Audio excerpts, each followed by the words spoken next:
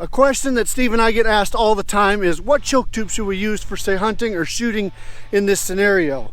Well, the answer is actually much more complex than a one-size-fits-all answer. And so in this video, I'm going to try and keep things simple, but for all of you guys that don't really understand choke tubes quite yet, I'm going to try and give you enough information so that you can make the right decision the next time you're on the range and screwing in that choke tube.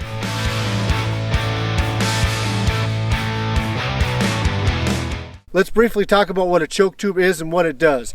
A choke tube screws in the end of your shotgun barrel, and what it does is it constricts or squeezes the shot column as it's leaving the barrel, giving it a different downrange performance depending on which type of choke tube that you have installed in your gun. So as you move from cylinder to full, the tighter you get, the more squeeze that there is inside that choke, and that's going to effectively give you longer downrange performance with your shot pattern. Now, before we get any farther, the only way you're actually going to know how your gun performs is if you put it on paper. That's right, you're going to have to pattern your shotgun.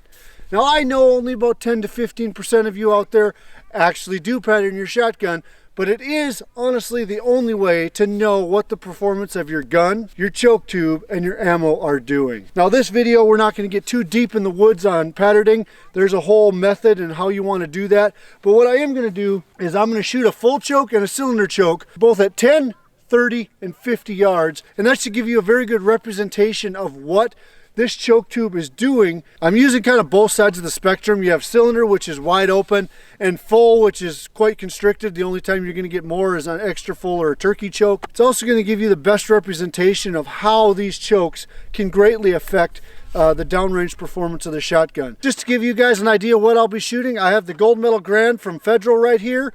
This is a 8-shot, 1,200 feet per second, 2 3/4, 1 1/8 ounce load. It's what we use during our exhibition shows. The gun is an SX4 with a Carlson full choke installed in it. Let's see what it does at 10, 30, and 50.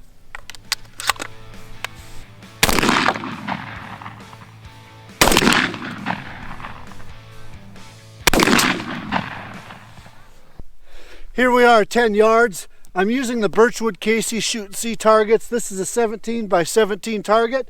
It's a little bit small for normal patterning work, but it's really easy for you guys to see in the camera what's going on. This is the Carlson full choke at 10 yards. You can see that the pattern is not much bigger than my hand.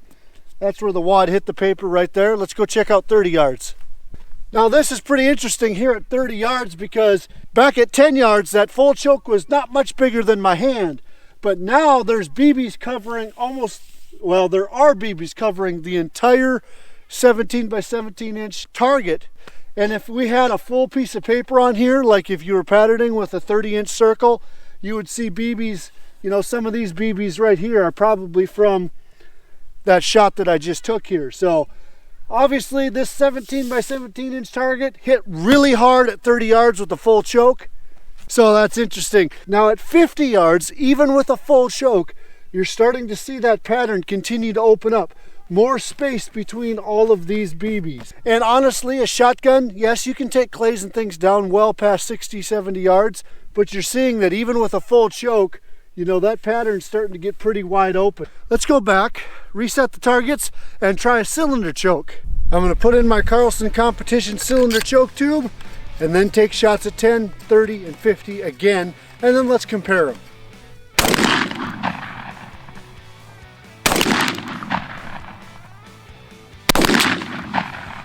Here we are at 10 yards. You can see that we got a pretty good coverage compared to what we had with the full choke, so a cylinder choke tube opens up a lot quicker. 10 yards, pretty much the whole paper, whole 17 by 17 is covered. Let's go check out 30 yards. 30 yards, we got a fairly even pattern, but you can definitely tell that the BBs are spaced out. It's possible to use a cylinder choke tube at 30 yards, just probably getting out of its range. Still, fairly uniform pattern, but you're starting to see some holes in the pattern and stuff at 30 yards. Let's check out 50. Here we are, 50 yards, cylinder choke tube.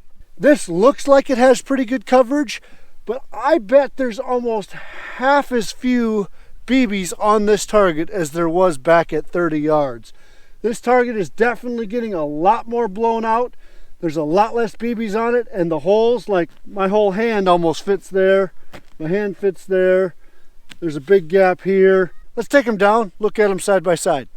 It's kind of interesting looking at these targets side by side. Obviously the full choke is really tight at 10 yards. The cylinder choke tube, looks pretty good. Now looking here at 30 yards, full choke against the cylinder choke, well, the full choke, that looks like an awesome pattern.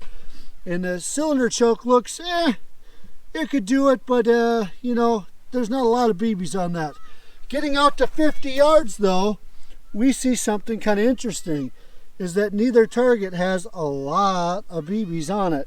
Obviously there's more BBs on the full choke side, so that's pretty interesting to look at that and see what those are doing side by side. All right, when we're talking about choke tubes, I think there are two discussions.